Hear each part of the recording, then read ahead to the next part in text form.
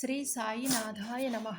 శ్రీ సాయి సచ్చరిత్రము 9వ అధ్యాయము. బాబా వద్ద సెలవు పుచ్చుకొనున్నప్పుడు వారి ఆజ్ఞను పాలించవలయును. వారి ఆజ్ఞకు వ్యతిరేకముగా నడిచిన ఫలితములు కొన్ని ఉదాహరణలు. భిక్ష, దాని ఆవశ్యకత, భక్తుల అనుభవములు. షిరిడీ యాత్ర యొక్క లక్షణములు. షిరిడీ సందర్శనములోని ఒక ప్రత్యేక విశేషమేమనగా, బాబా అనుమతి లేనిదే ఎవరునూ షిరిడీని విడవలేకుండిరి.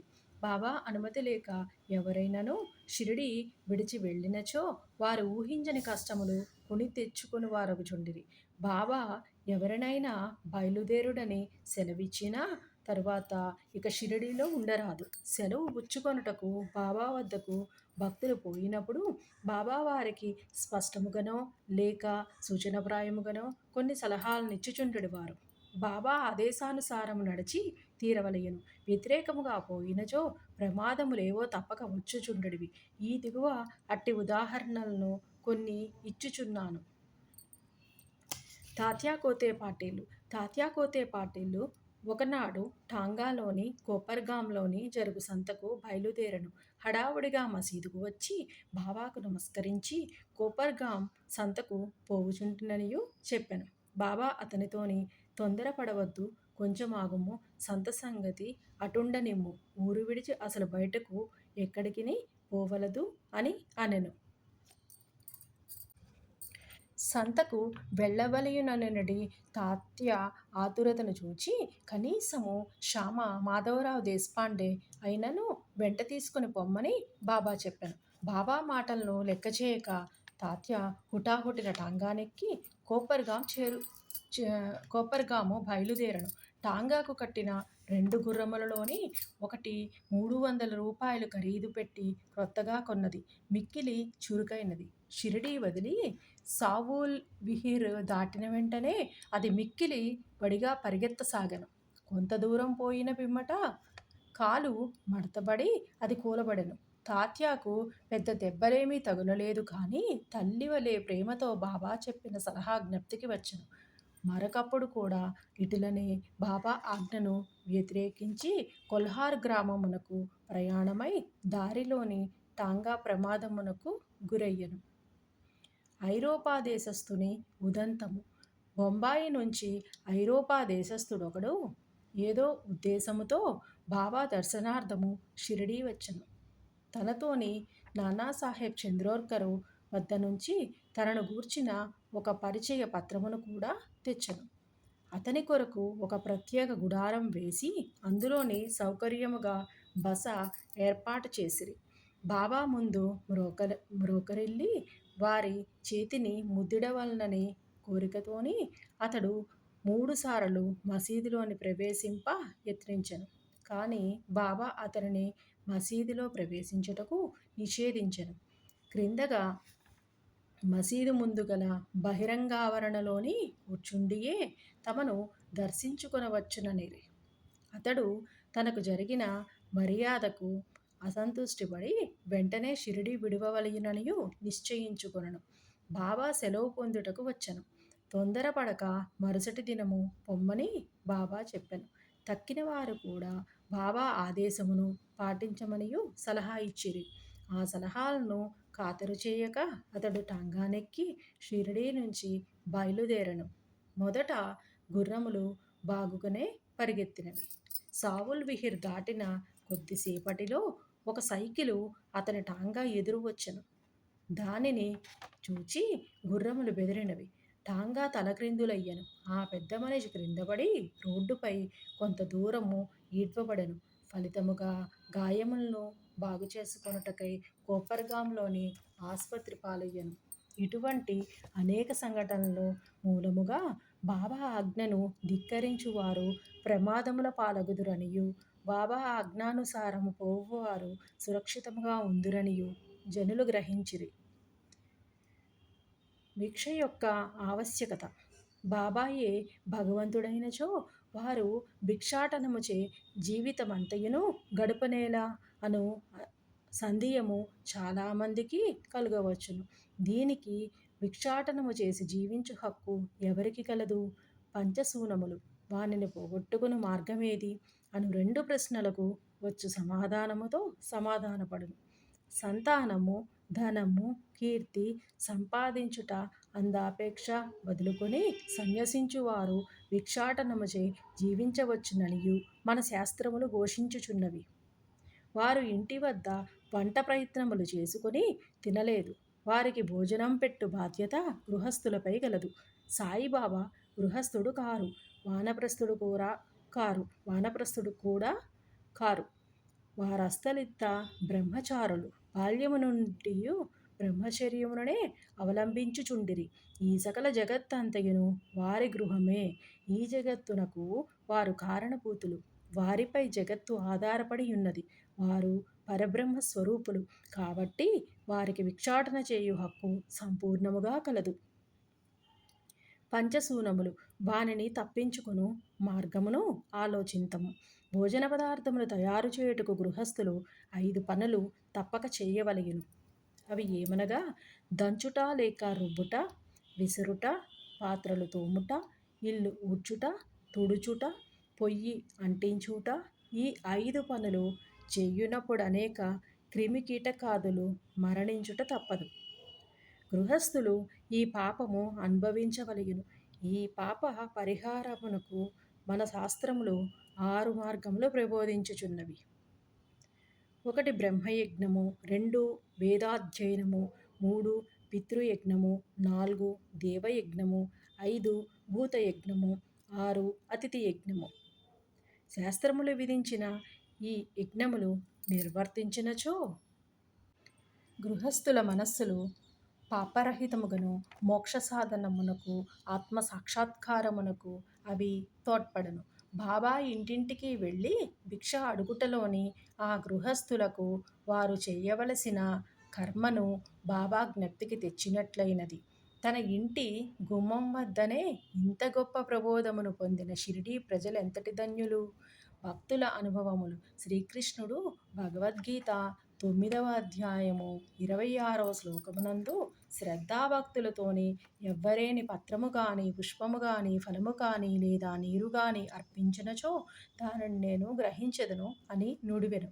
సాయిబాబాకు సంబంధించి ఇంకా సంతోషదాయకమగు విషయమేమనగా తమ భక్తుడు ఏదైనా తమకు సమర్పించవలయుననుకొని ఏ కారణము చేతనైనను ఆ సంగతి మరచినచో అట్టివానికి బాబా ఆ విషయము తప్పక జ్ఞాపకము చేసి ఆ నివేదనను గ్రహించి ఆశీర్వదించువారు. అట్టి ఉదాహరణములు కొన్ని ఈ క్రింద చెప్పబోవుచున్నాను. తర్కడ్ కుటుంబము. రామచంద్ర ఆత్మారావు ఉరఫ్ బాబా సాహెబ్ తర్కడ్ ఒకానొకప్పుడు ప్రార్థనా సమాజస్థుడైనను తరువాత బాబాకు ప్రియభక్తుడైన వాడు. వాని భార్యాపుత్రులు కూడా బాబాను మిగుల ప్రేమించుచుండిరి. ఒకసారి తల్లి కొడుకులు షిరిడీకి పోయి అచ్చట వేసవి సెలవులు గడపవలయుననియు నిర్ణయించిరి. షిరిడీ పోవుట సంతోషదాయకమైనను కొడుకు మాత్రము దానికి మనస్ఫూర్తిగా ఇష్టపడలేదు. కారణమేమనగా తన తండ్రి ప్రార్థనా సమాజమునకు చెందినవాడగుటచే ఇంటి వద్ద బాబా యొక్క పూజ సరిగా చేయకపోవచ్చుననియు సంశయించెను. కానీ బాబా పూజను తాను నియమానుసారము సక్రమముగా చేసేదననియు తండ్రి వాగ్దానము చేయుటచే బయలుదేరెను. శుక్రవారము రాత్రి తల్లి కొడుకు బయలుదేరి షిరిడీకి వచ్చిరి. ఆ మరుసటి దినము శనివారము నాడు తండ్రియగు తర్కడ్ పెందలకాడనే నిద్రలేచి స్నానము చేసి పూజను ప్రారంభించుటకు ముందుగా బాబా పటమునకు సాష్టాంగ నమస్కారము చేసి ఏదో లాంఛనం వలె కాక తన కుమారుడు చేయునట్లు పూజను శ్రద్ధగా తనచే చేయించవలసిందనియు ప్రార్థించెను. ఆనాటి పూజను సమాప్తి చేసి నైవేద్యముగా కలకండను అర్పించెను. భోజన సమయమునందు దానిని పంచిపెట్టెను. ఆనాటి సాయంత్రము ఆ మరుసటి దినము అనగా ఆదివారం నాడు పూజ అంతయును సవ్యముగా జరిగెను. సోమవారము కూడా చక్కగా గడిచెను. ఆత్మారాముడు ఎప్పుడు ఇట్లు పూజ చేసి ఉండలేదు. పూజ అంతయును కొడుకునకు వాగ్దానము చేసినట్లు సరిగా జరుగుచున్నందుకు సంతసించెను. మంగళవారం నాడు పూజనెప్పటి వలె సలిపి కచేరీకి పోయెను. మధ్యాహ్నం ఇంటికి వచ్చి భోజనమును కూర్చుండునప్పుడు అక్కడ ప్రసాదము లేకుండట గమనించెను. నౌకరును అడుగగా ఆనాడు నైవేద్యమిచ్చట మరచుటచే ప్రసాదము లేదనియూ బదులు చెప్పెను. ఈ సంగతి వినగానే భోజనమునకు కూర్చున్న ఆత్మారాం వెంటనే లేచి బాబా పటమునకు సాష్టాంగ నమస్కారము చేసి బాబాను క్షమాపణ కోరెను. బాబా తనకు ఆ విషయం జ్ఞప్తికి తేనందున నిందించెను. ఈ సంగతులన్నీయును షిరిడీలో ఉన్న తన కొడుకునకు లేఖ వ్రాసి బాబాను క్షమాపణ వేడమనెను. ఇది బాంద్రాలోని మంగళవారం మధ్యాహ్నం సుమారు 12 గంటలకు జరిగెను. అదే సమయమునందు షిరిడీలోని మధ్యాహ్న హారతి ప్రారంభించుటకు ముందు ఆత్మారాముని భార్యతో బాబా ఇట్లనెను. తల్లి, ఏమైనా తినవలయునని ఉద్దేశముతో బాంద్రాలోని మీ ఇంటికి పోయినాను. తలుపు తాళం వేసియుండెను. ఎలాగుననో లోపల ప్రవేశించితిని. కానీ అక్కడ తినుటకేమియును లేకపోవుటచే తిరిగి వచ్చితిని అనెను. బాబా మాటలు ఆమెకేమియును బోధపడలేదు.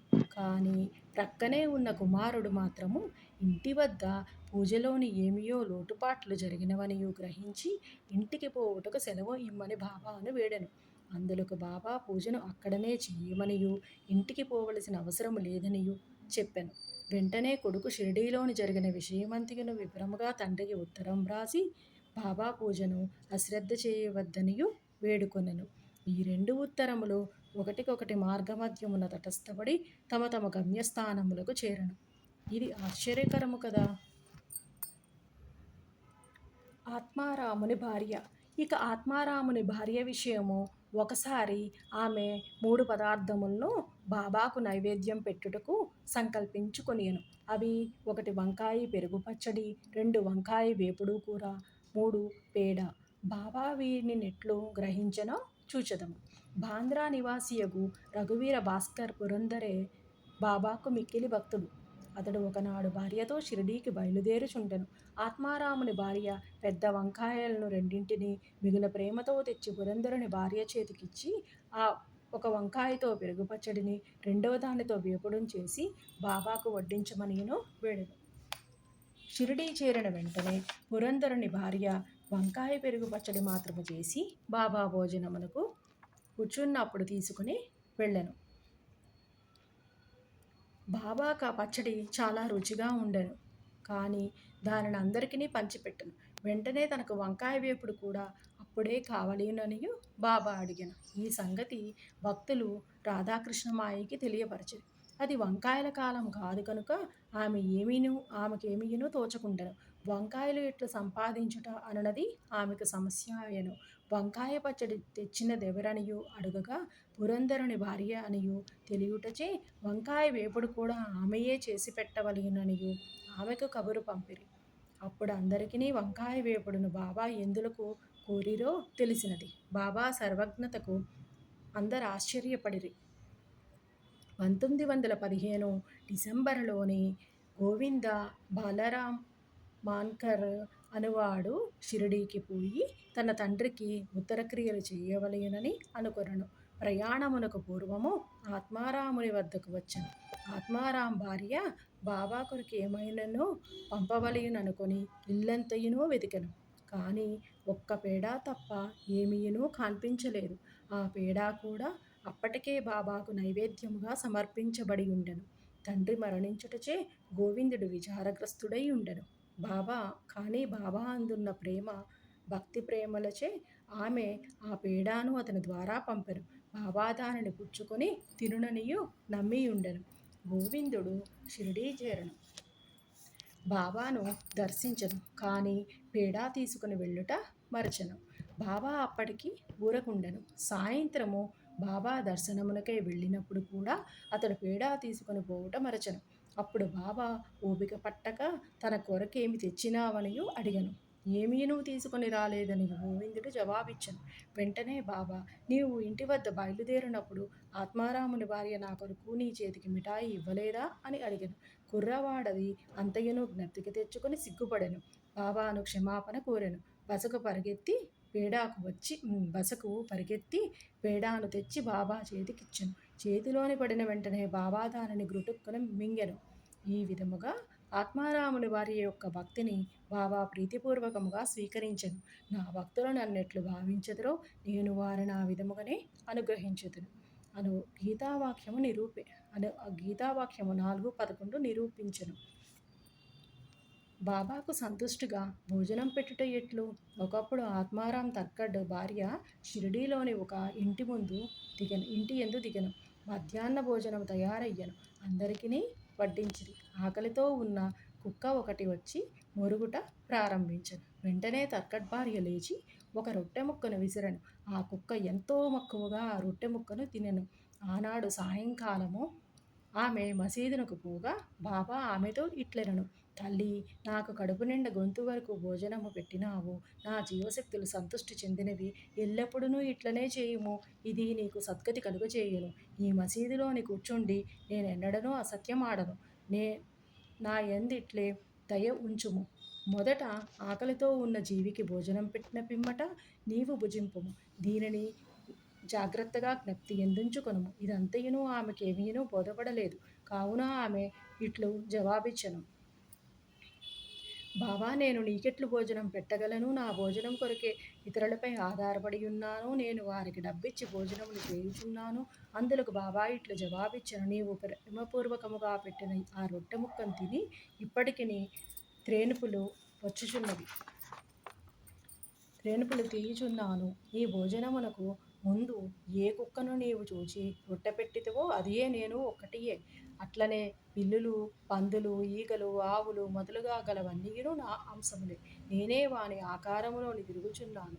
ఎవరైతే సకల జీవకోటిలో నన్ను చూడగలుగుదురో వారే నా ప్రియభక్తులు. కావున నేను వేరు, తక్కిన జీవరాశి అంతయును వేరు అనే ద్వంద్వభావమును భేదమును విడిచి నన్ను సేవింపుము. ఈ అమృతతుల్యమగు మాటలు ఆమె హృదయమునెంతయో కదిలించినవి. ఆమె నేత్రముల అశ్రువులతో నిండెను. గొంతు గద్గదమయ్యెను. ఆమె ఆనందమునకు అంతులేకుండెను. నీతి: జీవులన్నింటియందు భగవంతుని దర్శింపుము అనునది ఈ అధ్యాయములో నేర్చుకొనవలసిన నీతి. ఉపనిషత్తులు, భగవద్గీత, భాగవతము మొదలగునవన్నీయును భగవంతుని ప్రతి జీవి యందు చూడమనియు ప్రబోధించుచున్నవి. ఈ అధ్యాయము చివర చెప్పిన ఉదాహరణములు వలనను ఇతర అనేక భక్తుల అనుభవముల వలనను సాయిబాబా ఉపనిషత్తులలోని ప్రబోధములను తమ ఆచరణ రూపమున చూపి అనుభవపూర్వకముగా నిర్ధారణ చేసి ఉన్నారనియు స్పష్టమగును.